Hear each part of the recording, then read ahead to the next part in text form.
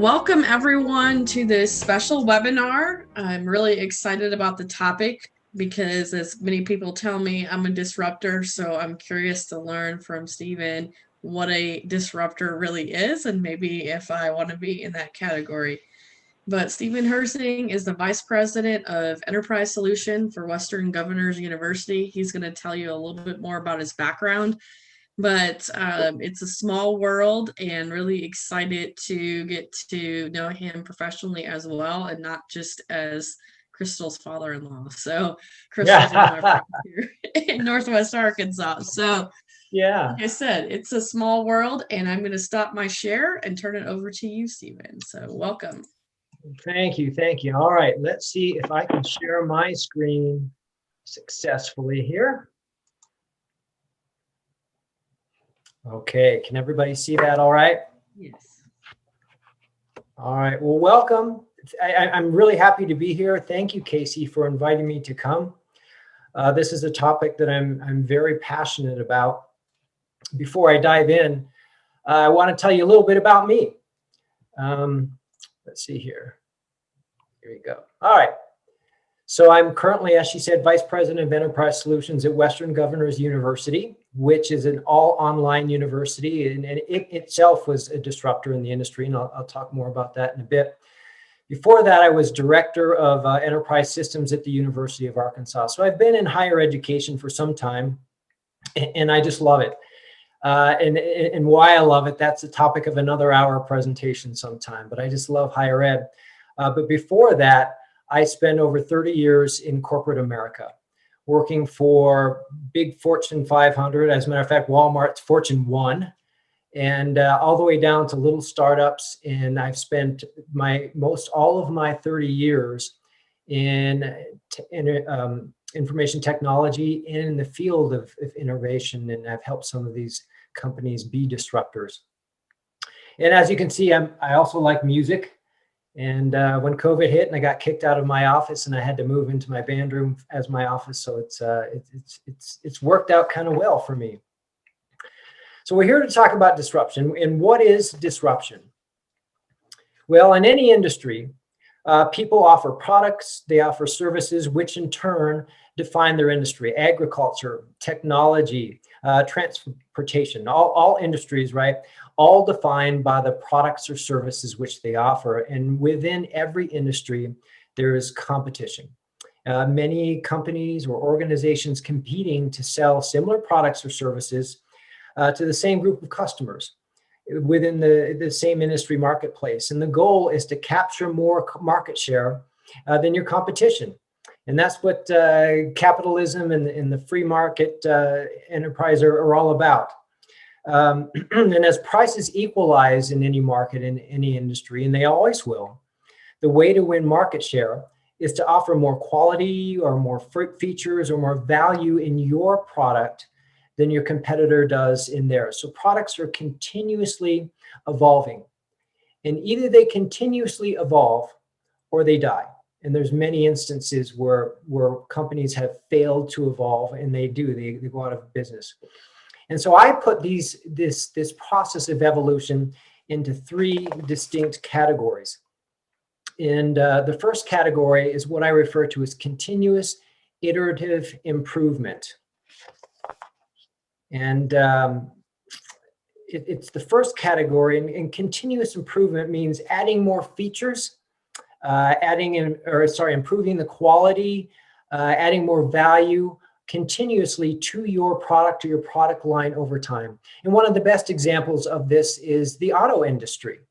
Every year, we get a new line of cars from Ford or from Chrysler or whomever, and it's their standard for the most part. It's the same cars from last year, just with some kind of little improvement. This year, they added better seats, or this year, they added Bluetooth, or for whatever it happens to be. And again, this is what I refer to as continuous iterative improvement. I should have picked a better word or a different word than iterative because I have a hard time saying it.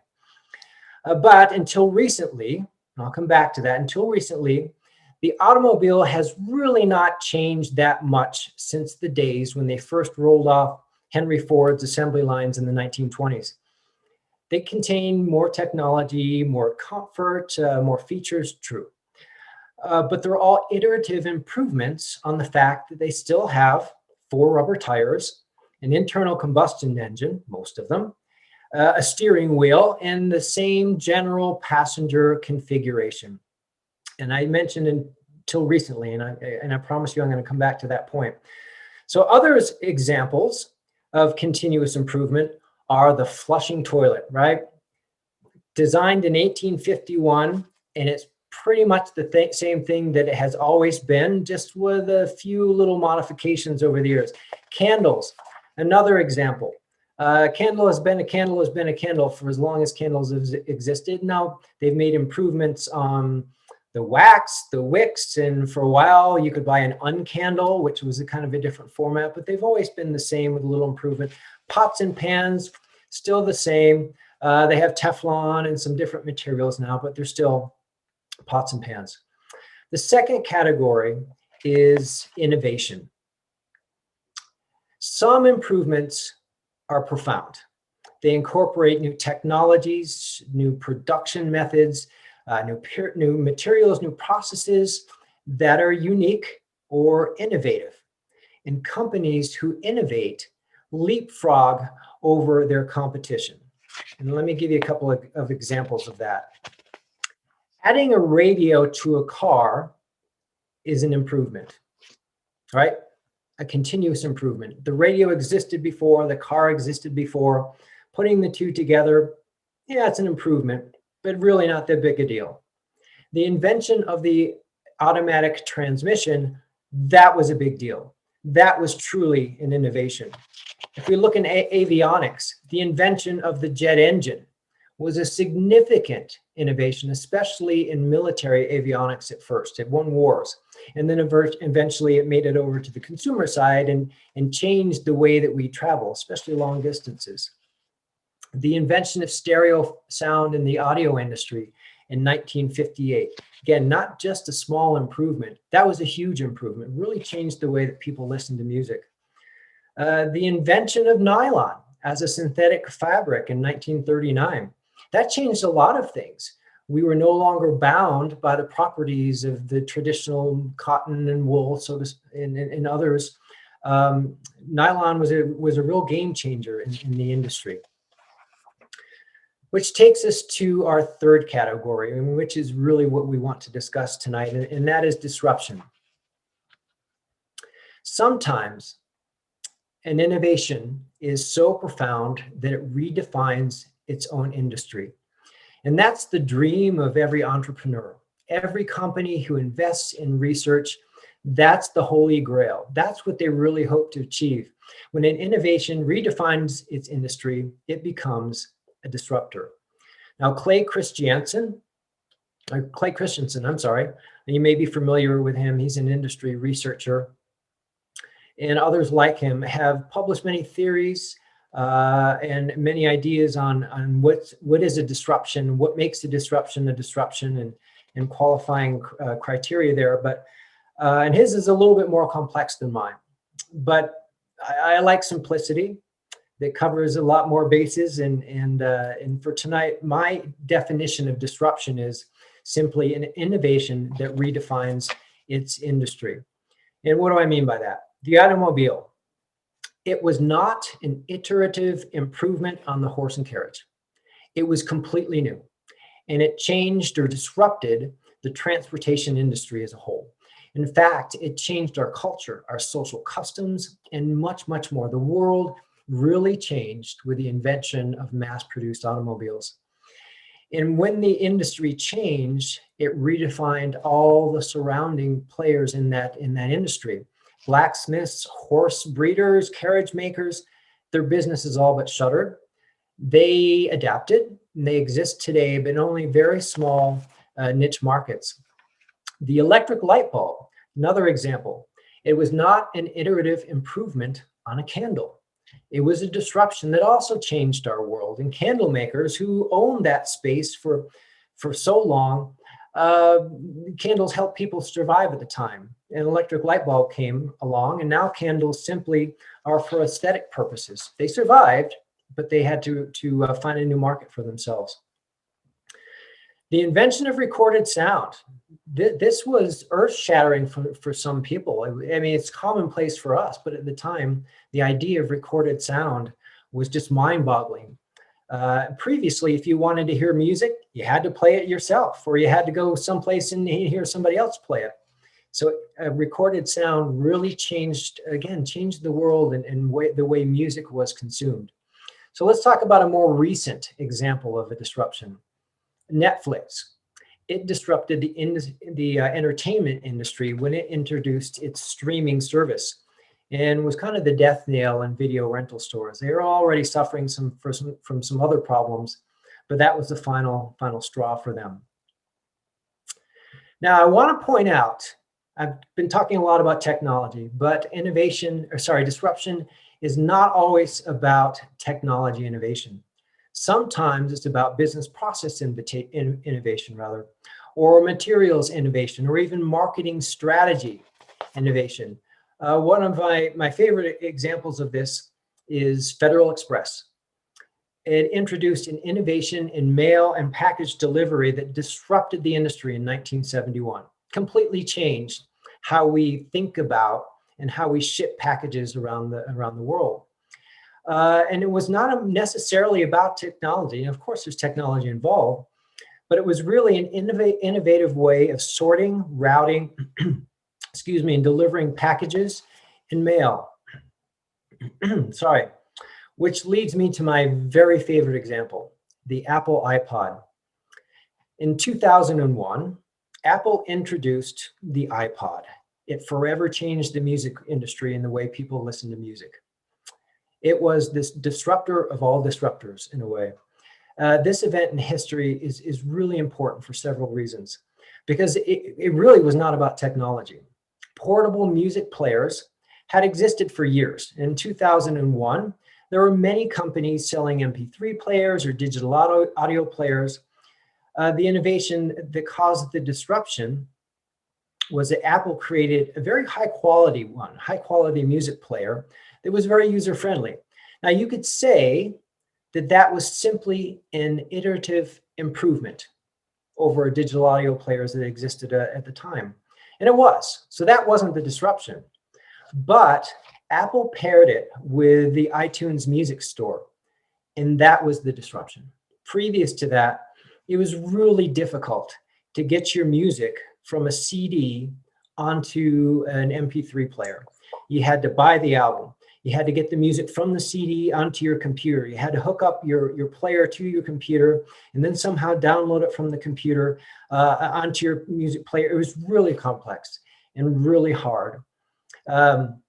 With the iPod, you simply went to the iTunes store, and for 99 cents, and this was part of the disruption, for 99 cents, you could buy a song.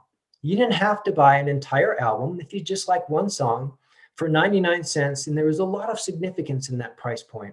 You clicked a button and it downloaded to your computer and nicely onto your iPad, very, very simply.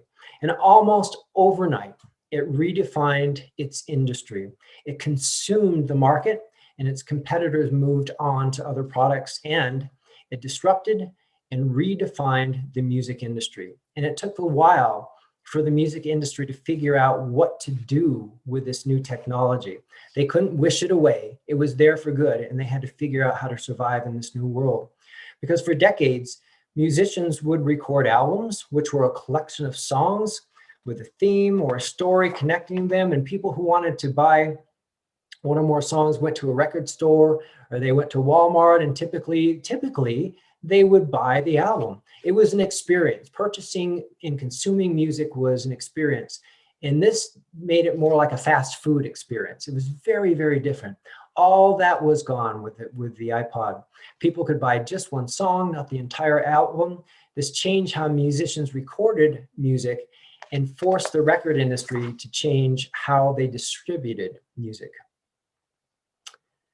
So let me move on to a couple other examples. Walmart, Sears, and Kmart, who were the big guns at the time, failed to innovate fast enough. Walmart came along and disrupted the retail industry And now, Kmart and Sears are really on life support. Walmart has captured the market. They sell, last I knew, around $500 billion in revenue each year. And who remembers the Palm PDA, the personal digital assistant before cell phones? Others were making PDAs, like Dell and Apple had one called the Newton, and it was always the dream of to put a computer in your hand so you didn't have to carry around a Franklin planner. Nobody could do it. Palm came along and Palm did it. And they became a disruption, but they too failed to innovate fast enough. And along came the iPhone, which disrupted the PDA market and disrupted the existing cell phone industry. Now, let me go back to the automobile industry, as I promised. Tesla disrupted the auto industry with electric self-driving cars for years, sometimes even decades with some car manufacturers. They were working on producing a consumer-grade electric vehicle and self-driving cars. They were working hard for a long time. And then out of the blue, well, it wasn't quite out of the blue, but it sure felt like out of the blue, Tesla leapfrogged into the industry and put an electric car on the market in 2008. And then in 2014, released a self-driving car. They redefined the automobile industry.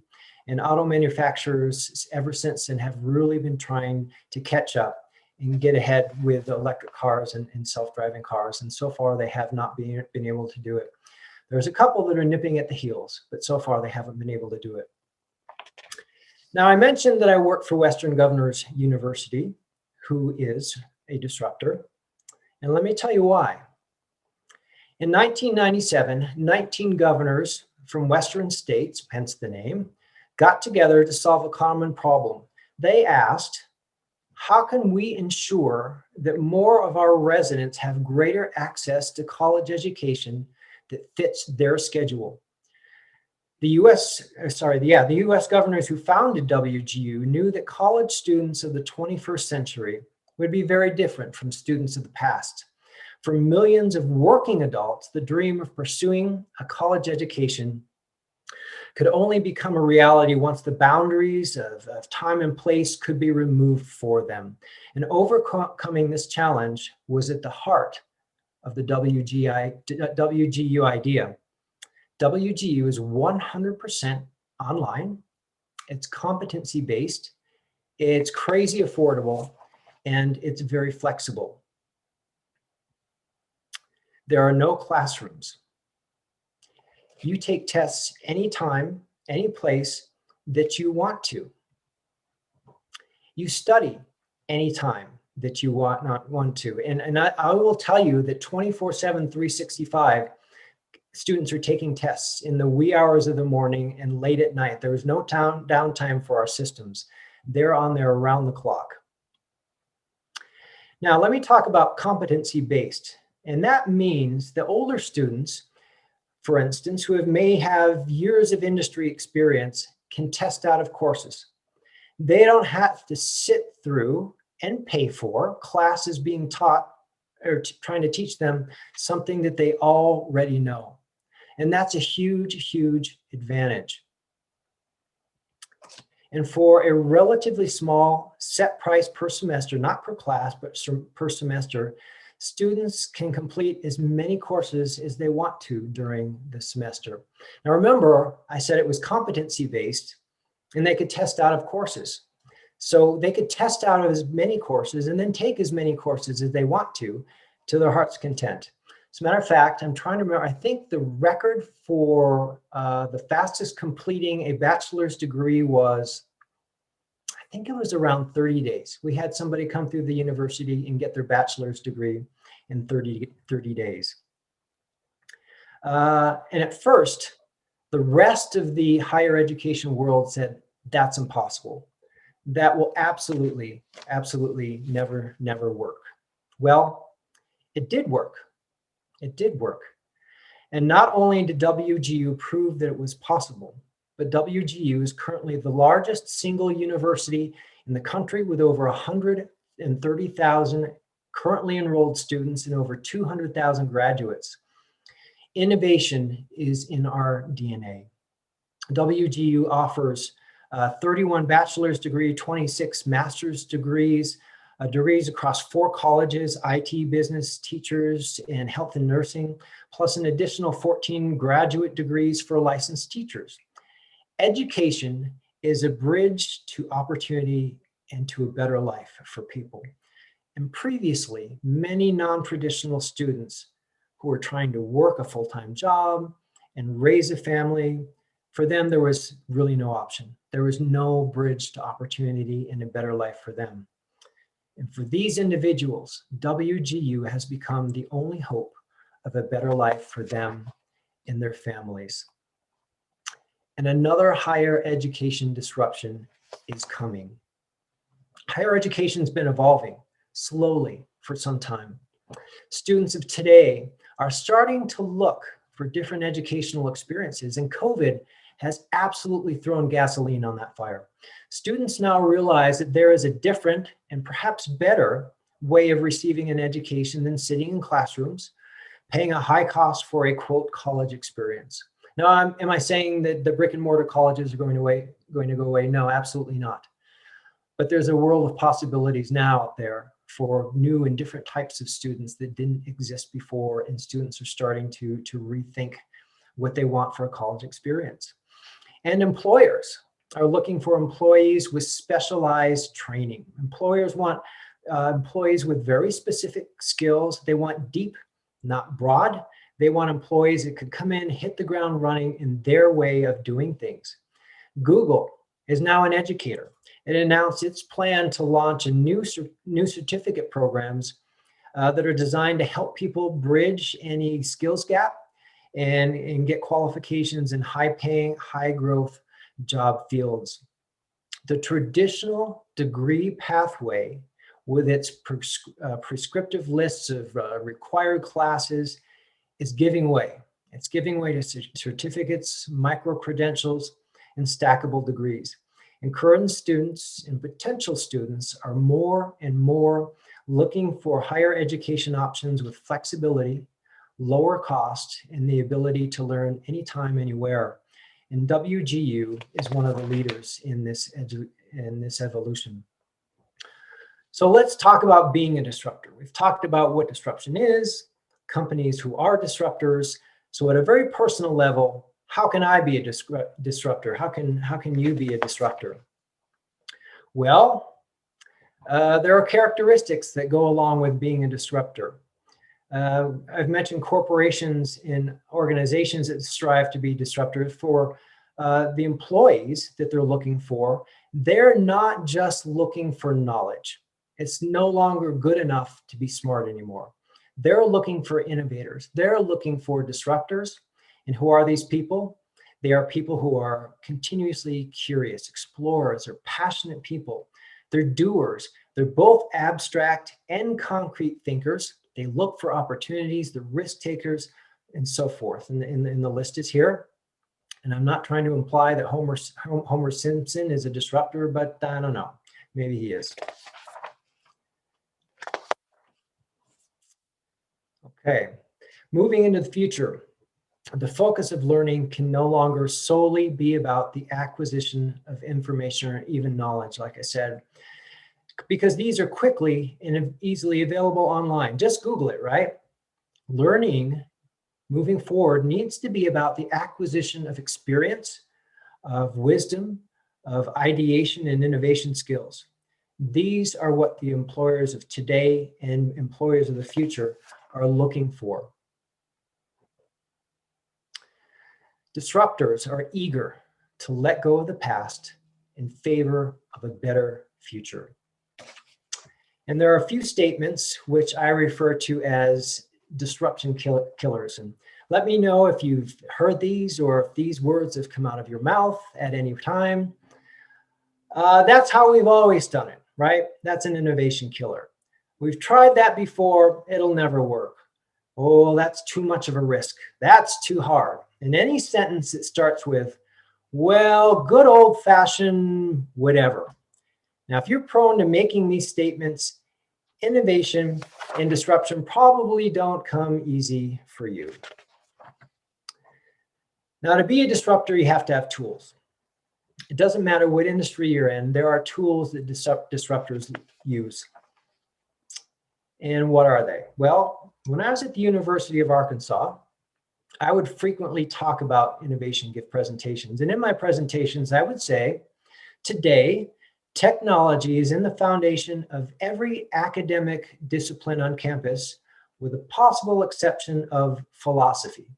Because for the life of me, I couldn't think how philosophers would be using technology. Well, I was giving one of these presentations, and somebody from the audience just out of the blue piped up from the philosophy department and said, "No way, Stephen, philosophy is in the foundation of the philosophy department as well." So it's everywhere. It's everywhere.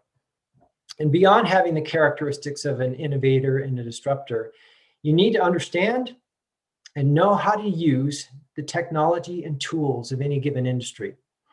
For animal science, for instance, genetics or farming, PHARMING, is a tool. It's a skill. And if the industry doesn't have technology tools, there's your niche. That's a good way to be an innovator or a disruptor. Go out and find the tools they need and implement them.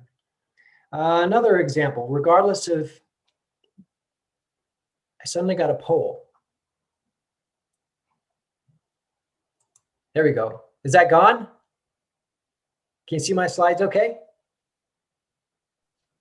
Yep. Okay, very good.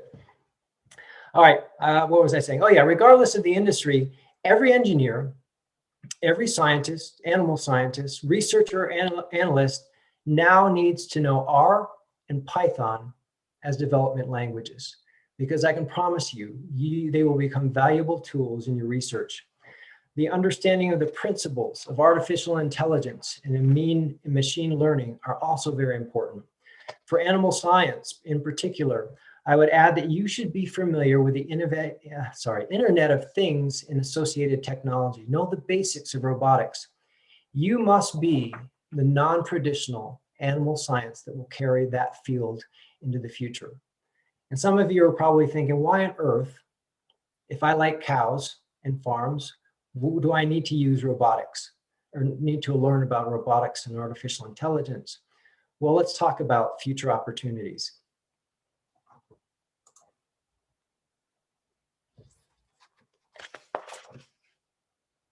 My slides are stuck. There we go. Farmers and ranchers used to make up 50% of the US workforce. Today, that number is 2%. And yet we're producing more food than ever before due to the automation in agriculture and food production.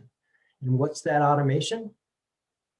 At its heart, it's robotics, it's artificial intelligence, it's Internet of Things. It's here. As a matter of fact, Chris Hostetler, who is the director of animal science for the National Pork Board, stated that he believes there are 4 disruptive technologies that will drive animal agriculture moving forward. And here's the 4. The first one is precision genetics, gene editing. It's used in livestock, it's used in plants, and it improves overall animal health. Now, it's not there yet. It's being used. It's not mature. So there's plenty of room for disruption in this field.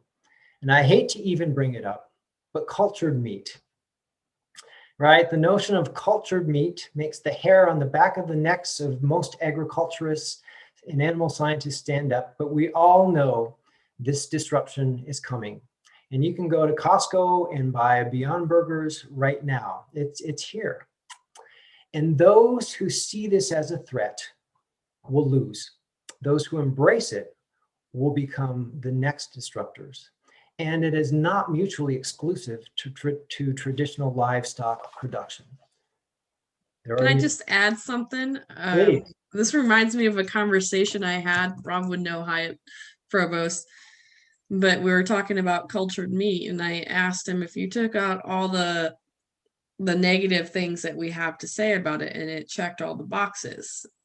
would we have a problem with it? And he's like, well, that's deep, but he goes, you make a really good point that, if it checked all the boxes, then we'd probably be out of a job.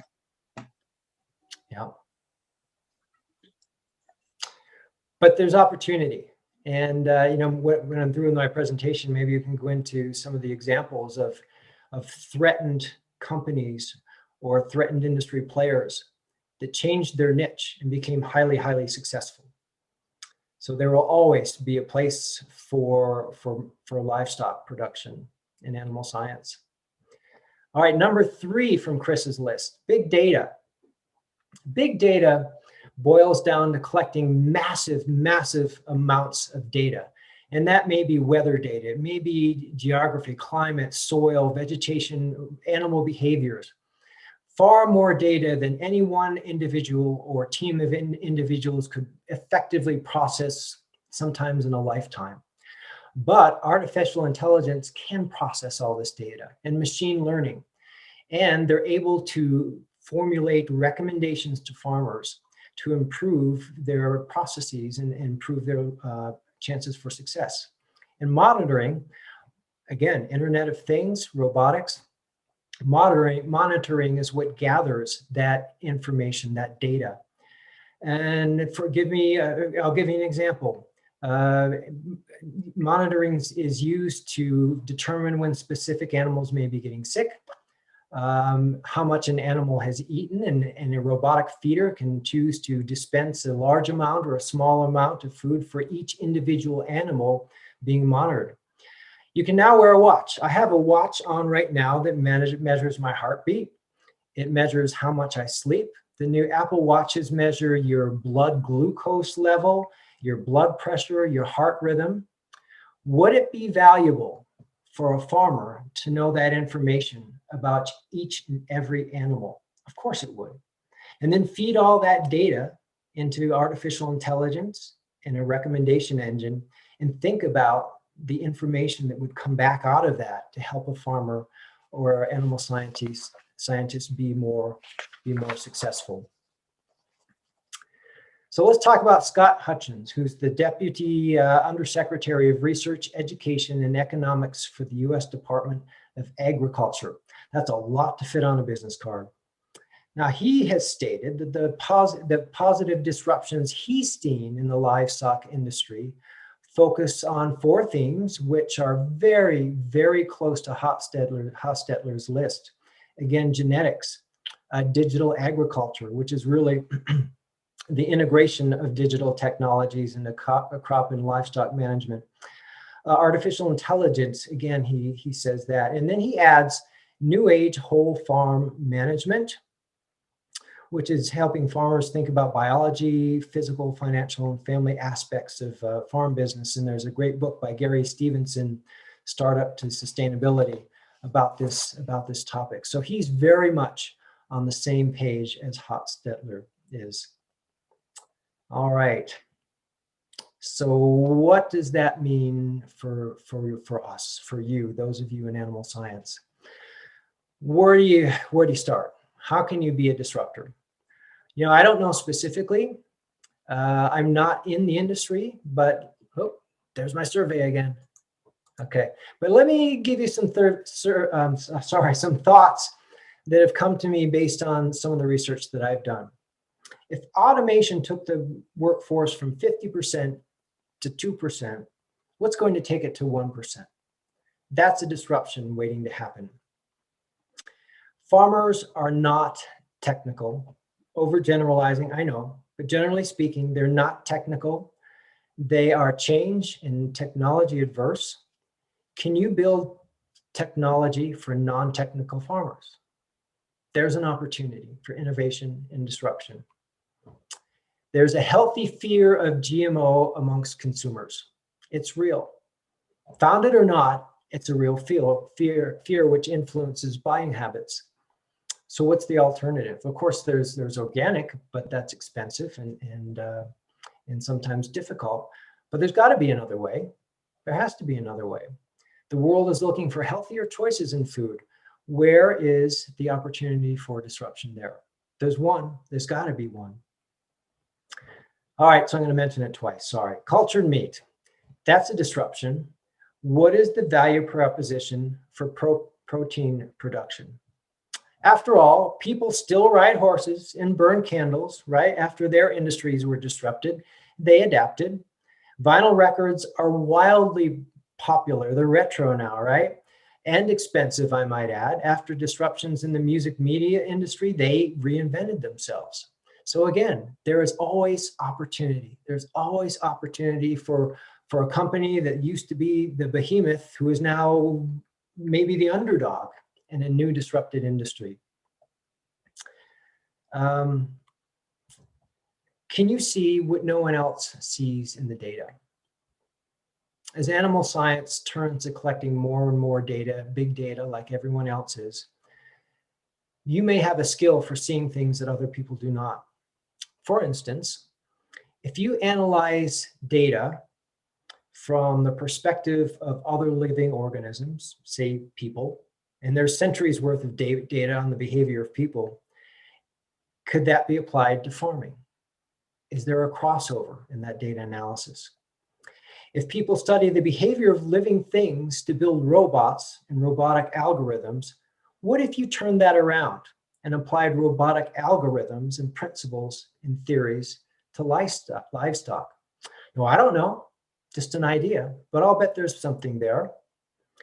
If monitoring possibilities are infinite, and they really are, we have devices and technologies to monitor anything you want to monitor.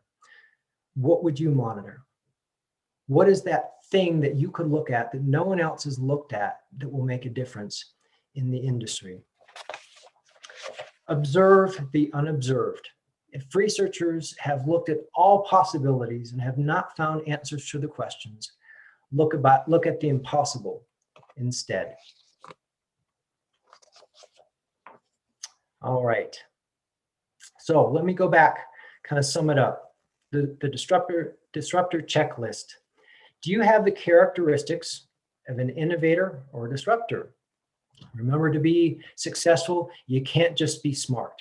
You have to take risks, do hard things, never be satisfied with the status quo. Learn how to use the tools of the future, not the tools of today, or not the tools of yesterday. And look for opportunities to innovate and disrupt. Look where others have not looked. Question everything. Thank you very much, Casey, again, for inviting me here today and letting me share. Thank you all for joining me today. And I hope that something that I've said has sparked an area of interest for you, or maybe given you a suggestion that will help you in your studies or your career. Thank you very much, and perfect timing. As you said, we get to keep you all night, but in case you don't want to hang out in our breakout rooms here in a bit, do we have any